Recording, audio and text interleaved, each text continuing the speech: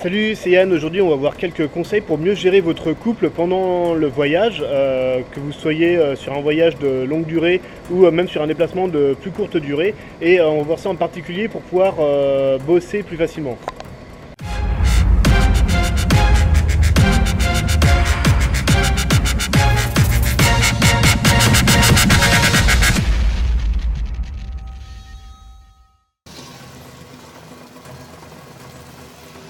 Alors vous savez, quand vous êtes en train de voyager, et encore plus quand vous êtes en couple en train de voyager, c'est beaucoup plus délicat, beaucoup plus compliqué en fait d'être productif au boulot. Donc vous allez devoir redoubler d'efforts sur toutes les astuces de productivité que vous connaissez déjà ou qu'on a déjà parlé dans d'autres vidéos. Alors le premier truc à faire, c'est de clairement distinguer les périodes pendant lesquelles vous allez travailler des périodes pendant lesquelles vous allez vous reposer. C'est-à-dire que quand vous bossez, bossez à fond, et quand vous vous relaxez, relaxez-vous à fond. Vous savez, le problème qu'on a tous un peu, à plus ou moins à un degré plus ou moins élevé, c'est que quand on est au boulot, souvent on pense à des choses sur le plan personnel, des petits problèmes qu'on a de la vie personnelle, donc on n'est pas trop focus sur le boulot à ce moment-là, donc on est moins productif.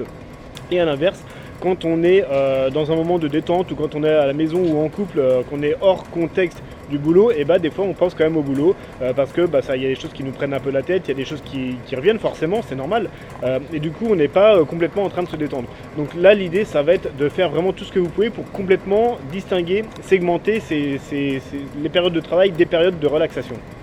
Alors le deuxième truc dans le même ordre d'idée, c'est de séparer complètement l'endroit où vous allez vivre au quotidien avec votre conjoint ou votre conjointe.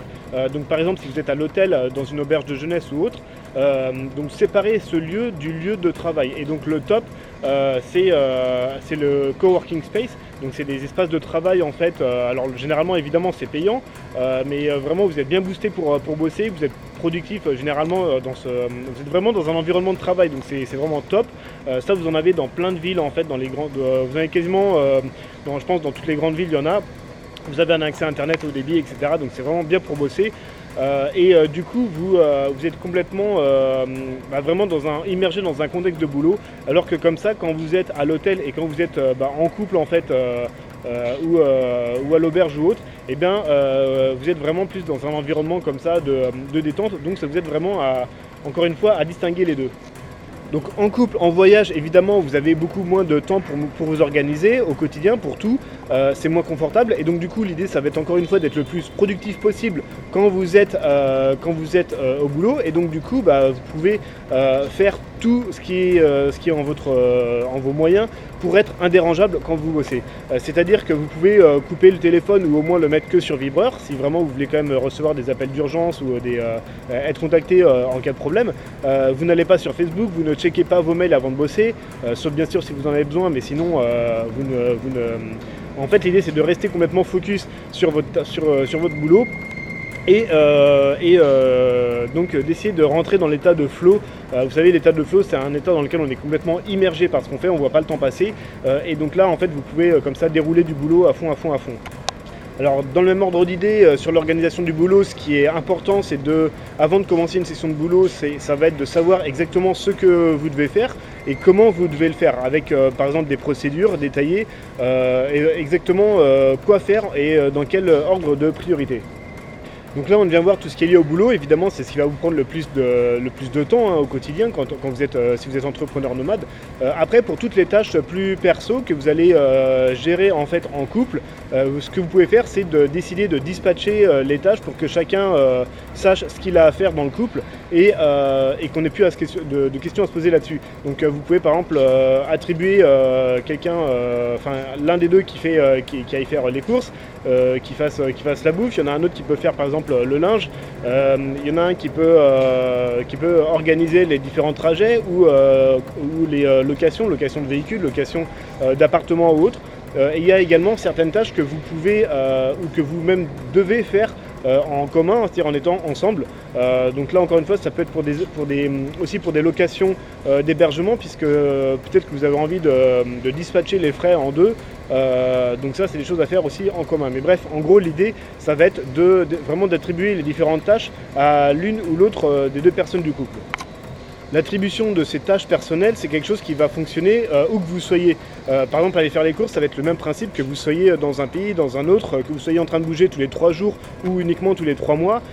Si c'est quelque chose qui fonctionne entre vous, de dispatcher comme ça, il y en a un qui fait les courses, il y en a un qui fait la vaisselle par exemple, eh bien une fois que c'est mis en place, vous n'avez plus de questions à vous poser et ça devient une habitude, donc quelque chose qui se perpétue et qui ne vous rend plus vous n'avez plus à y réfléchir en fait.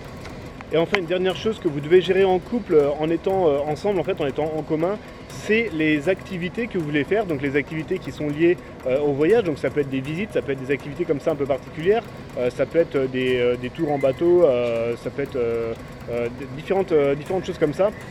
Donc là, vous allez devoir forcément vous concerter pour les faire ensemble. Vous allez devoir vous concerter pour les organiser, pour payer ces activités, pour les choisir, pour vous renseigner.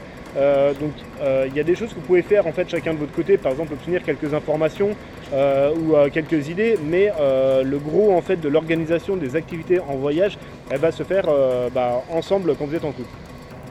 Donc ces activités qui sont inhabituelles, qui ne sont pas en fait des petites activités du quotidien comme la vaisselle ou des trucs comme ça, mais qui sont vraiment des choses uniques généralement que vous allez faire qu'une seule fois, vous pouvez donc vous concerter pour les organiser et notamment pour les planifier dans le temps. C'est-à-dire qu'en fait vous allez vous organiser pour planifier des activités le week-end, c'est ce qui vous laisse la semaine pour bosser par exemple. Vous pouvez vous dégager le samedi et le dimanche pour faire une sortie sur une île pour visiter quelque chose ou autre. Ou alors il y a certaines activités que vous allez pouvoir faire le soir si vous avez passé la journée à bosser, donc ça peut se faire également en semaine. Il y a certaines visites qui peuvent être intéressantes de faire en semaine si par exemple il y a moins de monde sur le lieu que vous voulez visiter. Voilà, j'espère que ces quelques conseils vous seront utiles. Si vous avez des idées et des conseils du même genre, vous pouvez les laisser dans les commentaires, que vous soyez sur Facebook ou sur YouTube. Je vous invite également à vous abonner à la chaîne YouTube et à la page Facebook pour pouvoir voir les prochaines vidéos. On parle de business sur Internet, de voyage, de life hacking. Je vous souhaite une bonne journée, je vous dis à bientôt. Ciao, ciao.